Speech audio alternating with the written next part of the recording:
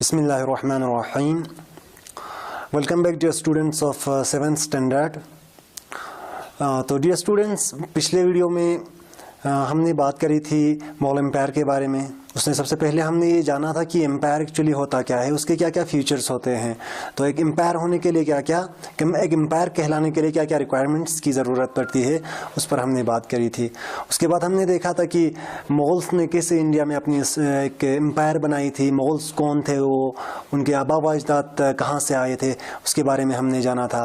उसके बाद हमने बाबर के बारे में पढ़ा था, जिसने इंडिया में मोगल रूल इस्टेब्लिश किया था, मोगल एम्पायर बनाया था सबसे पहले। उसके बाद बाबर ने कैसे अपने एम्पायर को एक्सटेंड किया था, उसके बारे में हमने जाना था। कौन कौन से बैटल्स बाबर ने लड़ी थी अपने एम्पायर को एक्सटेंड करने में, अपने एम्पायर को एक्सपेंड करने में इंडिया में, उन सब के बारे में हमने जाना था दोस्तों। तो पिछले वीडियो में हमने मेनली हुमायूं तक पढ़ा था।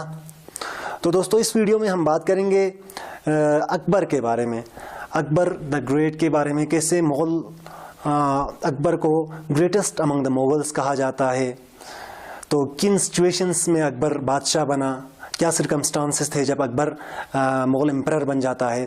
तो अकबर के कैसे अकबर ने अपने एम्पायर को कंसोलिडेट किया, कैसे उसने अपने एम्पायर को मुस्तहकम बनाया, उस पर हम बात करेंगे।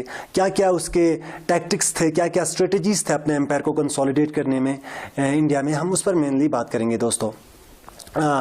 तो जहाँ तक अकबर की बात करें दोस्तों, अकबर 13 साल की उम्र में वो रूलर बन जाता है, वो तख्त पर आ जाता है। जब हुमायूं मर जाता है, जब हुमायूं की सडन डेथ हो जाती है, तो अकबर 13 साल की उम्र में बादशाह बन जाता है। तो अर्ली ईयर्स में उसको बीरम खान की गाइडेंस में रखा जाता है। तो बीरम खान की गाइडेंस में अकबर जो है वो रूल करने लगता है। बीरम खान जो कि अकबर का ट्यूटर भी था, उसको रीजेंट माना जाता है अकबर का। तो सबसे पहले क्या होता है दोस्तों, अकबर के टाइम पे 1556 में अफगान्स के ख़िलाफ़, आदिल शाह के ख़िलाफ़ एक लड़ाई लड़ता है अकबर के आर्मी पानीपत की फील्ड में, जिसे the second battle of Panipat कहा जाता है, 1556 में जो लड़ी जाती है। तो 1556 में अकबर जो है कामयाब होता है आदिल शाह को हराने में, और वो सेकेंड बैटल ऑफ पानीपत में आदिल शाह की आर्मी को हरा देता है।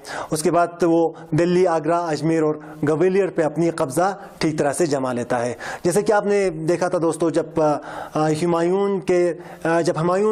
दूसरी बार जब वो थ्रोन को रिक्लेम करता है शेरशाह के मरने के बाद, तो वो ज़्यादा टाइम नहीं मिलता है उसको कंसोलिडेट करने का।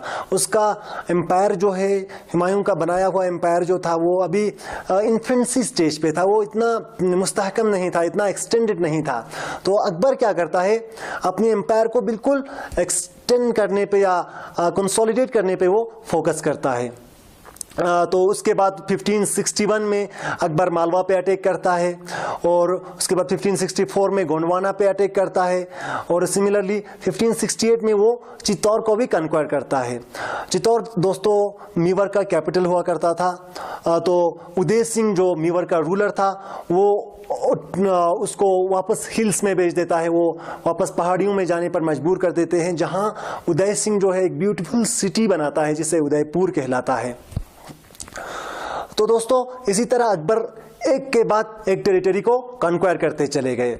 अकबर जो था बाबर से भी काफ़ी अजीम कॉन्करर थे, काफ़ी ग्रेट कॉन्करर माना जाता है। जिस तरह से उसने अपने एम्पायर को एक्सटेंड किया था, कंसोलिडेट किया था, ये कहा जाता है कि अकबर जो है वो बाबर से भी काफ़ी ग्रेट कॉन्करर थे। तो उसके बाद 1576 में अकबर जो है पूरा गुजरात, बंगाल और ऑलमोस्ट पूरी राजस्थान को अपनी कंट्रोल में ले आता है। पूरी राजस्थान की पूरी टेरिटरीज पे वो अपनी कब्जा जमा लेता है, वो अपनी डोमिनियन में उसको मिला लेता है। जो राजपूत रूलर था बीकानेर के या जैसलमेर के, वो एक तरह से अकबर को सरेंडर करता है। वो अकबर की रूल को वो मानता है, वो सरेंडर करता है अकबर के सामने। वो अपने आप को इंडिपेंडेंट या अपनी किंगडम को इंडिपेंडेंट अब वो नहीं समझते थे। उदय सिंह जो था दोस्तों, उदय सिंह का बेटा महाराणा प्रताप सिंह जिसे कहते हैं, वो सिर्फ राजस्थान में वो वाहिद रूलर था जिसने मुगल्स के खिलाफ अपनी लड़ाई को जारी रखा था, उदय सिंह ने। तो 1581 में वो काबुल पर अटैक करता है और काबुल को कन्क्वायर करता है। 1586 में अकबर कश्मीर पहुंचता है और कश्मीर को अपने डोमेनियन में मिला लेता है। तो अकबर के डेथ के टाइम पे अगर अकबर की एम्पायर की एक्सटेंट को देखें दोस्तों, तो पूरी नॉर्दर्न इंडिया, सेंट्रल इंडिया और ईस्टर्न इंडिया के कुछ पार्ट्स और डेक्कन के मींस साउथ इंडिया के कुछ पार्ट्स जो है वो अकबर के एम्पायर का हिस्सा हुआ करता था। तो अकबर की एम्पायर की एक्सटेंट से हम जान सकते हैं, हम अंदाज़ा लगा सकते हैं कि उसने अपने एम्पायर को कितनी हद तक, किस हद तक कंसोलिडेट किया था। लेकिन इस एम्पायर को कंसोलिडेट करने के लिए अकबर सिर्फ अपने मिलिट्री कॉन्क्वेस्ट्स पर निर्भर नहीं रहे दोस्तों। सिर्फ अपने मिलिट्री कॉन्क्वेस्ट्स की बदौलत उसने अपने एम्पायर को कंसोलिडेट नहीं किया। अकबर काफ़ी वाइस रूलर था। उसके दो मेन पॉलिसीज थे, अकबर के राजपूत पॉलिसी और रिलीजियस पॉलिसी, जो काफ़ी इंटीग्रल थे अपने एम्पायर को एक्सटेंड करने में। अकबर का ये सबसे अहम पॉलिसीज माना जाता है अपने एम्पायर को एक्सपेंड करने में, अपने एम्पायर को कंसोलिडेट करने में, ये दो पॉलिसीज। दोस्तों अकबर इस बात को जानते थे कि अगर मुझे अपने एम्पायर को एक्सपेंड करना है, अगर मुझे अपने एम्पायर को एक्सटेंड करना है, अगर मुझे अपने एम्पायर को कंसोलिडेट करना है, तो मुझे राजपूत्स के साथ अच्छे से पेश आना होगा। मुझे राजपूत्स को कहीं ना कहीं अपना दोस्त बनाना होगा। और अकबर इस बात को भी जानते थे कि इंडिया में उस वक़्त भी काफ़ी डाइवर्सिटी थी, अलग अलग मजहब के लोग रहते थे। तो अकबर ने इस बात को उस वक़्त समझा जो आज भी मॉडर्न रूलर्स या मॉडर्न स्टेट्समैन या पॉलिटिशियंस नहीं समझ पाते हैं, कि अगर इंडिया में रूल करना है तो मुझे एक टॉलरेंट रिलीजियस पॉलिसी फॉलो करना है, मुझे सेक्युलरिज्म के प्रिंसिपल्स को मुझे फॉलो करना है। इसीलिए अकबर हर मजहब को, हर रिलीजन को वो बराबर इज्जत देते थे, इक्वली ट्रीट करते थे। उसकी रिलीजियस पॉलिसी ऑफ टॉलरेंस जो है वो एक अहम एलिमेंट था उसकी एम्पायर के कंसोलिडेशन के पीछे, या उसकी एम्पायर के एक्सटेंड की मेन रीज़न जो थी उसकी राजपूत पॉलिसी और रिलीजियस पॉलिसी भी थी। तो दोस्तों रिलीजियस पॉलिसी के, राजपूत पॉलिसी के उसके मेन फीचर्स थे। तो सबसे पहले उसने क्या किया, मैट्रिमोनियल अलायंस एस्टैब्लिश किए। मैट्रिमोनियल अलायंस को उसने प्रमोट किया। उसने राजपूत प्रिंसेस के साथ शादी की, बहुत सारे, जैसे कि उसने 3 राजपूत प्रिंसेस के साथ शादी की थी। उसमें से एक राजपूत प्रिंस के साथ उसको एक बेटा पैदा हुआ था जिसे सलीम नाम रखा गया। बाद में अकबर के मरने के बाद जहांगीर का लक़ब लेकर वही बादशाह बनता है। तो प्रिंस सलीम एक्चुअली जहांगीर जो था वो एक राजपूत क्वीन से, अकबर का बेटा जो था वो राजपूत क्वीन से था। तो अपने बेटे सलीम या जहांगीर की भी शादी वो दूसरे राजपूत क्वीन से, राजपूत प्रिंसेस से करवाता है। इसी तरह वो राजपूत से एक तो ब्लड रिलेशन वो स्टैब्लिश कर लेता है शादी करके। तो इससे राजपूत जो है उसके काफ़ी करीब हो जाते हैं, उसके रिश्तेदार बन जाते हैं एक तरफ से।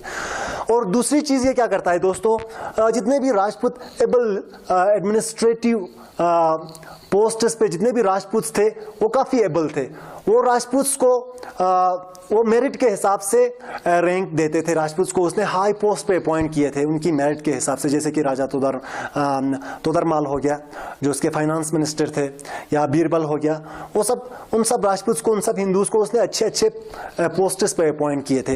वो कभी राजपूत को इंफीरियर नहीं मानते थे, वो कभी मुगलों से या मुसलमानों से कम नहीं मानते थे। उनको उनकी मेरिट के हिसाब से, उनको उनकी काबिलियत के हिसाब से उनको वो पोस्ट देते थे और उनको बराबर इज्जत, मान सम्मान देते थे दोस्तों। तो ये 2 फ्यूचर थी अकबर की राजपूत पॉलिसी का। तो एक वो जितने भी उसके एडमिनिस्ट्रेटिव ऑफिशियल्स थे, चाहे वो राजपूत हो, चाहे वो मुगल्स हो, चाहे वो दूसरे रेस से बिलोंग करता हो, सबको वो इक्वली ट्रीट करते थे। वो किसी को फेवर नहीं देते थे, उनकी एबिलिटीज़ के अकॉर्डिंग उनको ट्रीट करते थे। तो राजपूत पॉलिसी से अकबर के एम्पायर जो है वो काफ़ी स्टेबलाइज हो जाते हैं दोस्तों। एक्चुअली अब राजपूत्स जो है काफ़ी पावरफुल थे उस वक्त। इनफैक्ट राजपूत्स जो है काफ़ी पावरफुल थे। अब राजपूत्स जो है वो टू ए ग्रेट एक्सटेंड अब वो बगावत करना छोड़ देते हैं। अब वो मुगल्स को अपना मानते थे, मुगलों को। अब वो मुगल्स के ख़िलाफ़ इतना बगावत नहीं करते थे, अब इतना रिबेलियन पे वो नहीं उतर आते थे। तो दूसरी पॉलिसी थी दोस्तों उसकी रिलीजियस पॉलिसी। अकबर ने एक टॉलरेंट रिलीजियस पॉलिसी को फॉलो किया। वो इस बात को जानते थे अगर इंडिया जैसे डाइवर्स कंट्री में रूल करना है, डाइवर्स कंट्री में अपना एम्पायर उसने इस्टेब्लिश, अपना एम्पायर को अगर कंसोलिडेट करना है, उसको एक्सटेंड को बढ़ाना है, तो मुझे एक टॉलरेंट रिलीजियस पॉलिसी को अपनाना होगा। जैसे कि राजपूत जो थे वो काफ़ी पावरफुल थे। अब राजपूत जो थे वो हिंदूज थे, मुस्लिम तो वो था नहीं, तो वो हर रिलीजन को इक्वली ट्रीट करते थे। कोई भी मजहब के लोग अकबर के टाइम पे मजहब के नाम पे बिल्कुल लड़ाई नहीं होती थी, जो आजकल हमारे इंडिया में हो रहे हैं मजहब के नाम पे। पूरी वर्ल्ड में मजहब के नाम पे 20वीं सेंचुरी में लड़ाई हो रही थी या आज भी हो रहा है। तो दोस्तों उस वक़्त अकबर के टाइम पे रिलीजियस लाइन पे या मजहब को लेकर कोई लड़ाई नहीं होती थी। वो सभी मजहब के लोगों को इक्वली ट्रीट करते थे। किसी मजहब को वो सुपीरियर नहीं मानते थे या किसी मजहब को वो कम नहीं मानते थे, इंफीरियर नहीं मानते थे। जितने भी रिलीजियस फेस्टिवल्स हुआ करते थे, चाहे वो हिंदू के हो, चाहे वो मुस्लिम्स के हो, चाहे वो जैन के हो, हर रिलीजियस फेस्टिवल को वो ऑब्जर्व करते थे, वो मनाते थे। और उसने फोर्स कन्वर्जन को बिल्कुल रोक दिया गया था। जैसे कि अगर कोई हिंदू जो है वो उसको फोर्सफुली किसी दूसरे मजहब में या मुस्लिम कन्वर्ट कर रहे हैं, तो उस पर उसने बिल्कुल प्रतिबंध लगाई थी। या किसी दूसरे मजहब से तीसरे मजहब में कन्वर्जन को, फोर्सफुल कन्वर्जन को उसने बिल्कुल पाबंदी लगा दी थी, उसको ख़त्म कर दी थी एक तरफ से। तो रिलीजियस पॉलिसी में दोस्तों अकबर ने अपनी एक रिलीजन भी इस्टेब्लिश करने की, फाउंड करने की, बनाने की उसने कोशिश की और टू ए सर्टेन एक्सटेंट कामयाब भी हुए, जिसे दीन इलाही कहते थे। दीन इलाही अपना एक मजहब उसने बनाया था, अपना एक रिलीजन उसने बनवाया था। तो जितने भी बहुत सारे रिलीजियस स्कॉलर्स को उसने बुलाया, उसने बहुत सारे अलग अलग रिलीजन्स के अच्छे प्रिंसिपल्स को उसने उठाकर अपना एक रिलीजन बनाया, जिसे दीन इलाही कहते थे। तो उसका मकसद था दोस्तों, दीन इलाही का मकसद था यूनिवर्सल ब्रदरहुड को प्रमोट करना, आपसी भाईचारे को पूरी दुनिया में प्रमोट करना, ये पीस बिल्कुल मेंटेन करने के लिए, या ये कह सकते हैं हम, ये जो दीन इलाही की मेन प्रिंसिपल्स थी वो सभी रिलीजन के अच्छे अच्छे प्रिंसिपल्स को लिया गया था। तो दीन इलाही को उसने प्रमोट किया था, उसने इस्टेब्लिश किया था। उसके बाद उसने इबादत खानास बनवाए, रिलीजियस डिस्कशंस कंडक्ट करने के लिए इबादत खानास बनवाए। तो इबादत खाना में क्या होता था दोस्तों, मेनली रिलीजियस डिबेट्स होता था, रिलीजियस डिस्कशंस हुआ करते थे। उसके बाद बहुत सारे मकतब खानास भी उसने बनवाए लोगों को या बच्चों को, वो रिलीजियस एजुकेशन इम्पार्ट करने के लिए बहुत सारे मकतब्स उसने बनवाए थे अकबर ने। तो अकबर की रिलीजियस पॉलिसी कितनी वो टॉलरेंट रिलीजियस पॉलिसी अपनाया था उसने, उसको हम इस बात से भी जज कर सकते हैं दोस्तों, इस बात से भी हम अंदाज़ा लगा सकते हैं कि उसके अकबर के टाइम पे जजिया को एबॉलिश किया था। जजिया दोस्तों एक्चुअली एक टैक्स होता था जो नॉन मुस्लिम सब्जेक्ट्स जो थे वो पे करते थे मुस्लिम रूलर्स को, अगर वो कोई किसी मुस्लिम डोमेन में या किसी मुस्लिम टेरिटरी में रह रहा होता, तो उनके लिए उन हिंदूज को एक टैक्स पे करना होता था, जिसे जजिया कहते थे। तो अकबर ने उस टैक्स को कंप्लीटली एबॉलिश किया था, उस टैक्स को बिल्कुल ख़त्म किया था अपने टाइम पे अकबर ने। बाद में औरंगजेब उसको दोबारा से रीइम्पोज करता है। तो अकबर की रिलीजियस टॉलरेंस को, अकबर की सेक्युलर माइंड को हम इस पर्सपेक्टिव से भी हम जान सकते हैं, इस पर्सपेक्टिव से भी हम समझ सकते हैं। तो ये थी दोस्तों अकबर की राजपूत पॉलिसी और रिलीजियस पॉलिसी। नेक्स्ट वीडियो में हम इंशाल्लाह बात करेंगे अकबर के एडमिनिस्ट्रेशन पर, अकबर के एडमिनिस्ट्रेटिव सेटअप पर, उसके मनसबदारी सिस्टम पर, उसके जागीरदारी सिस्टम पर। तो तब तक के लिए थैंक यू।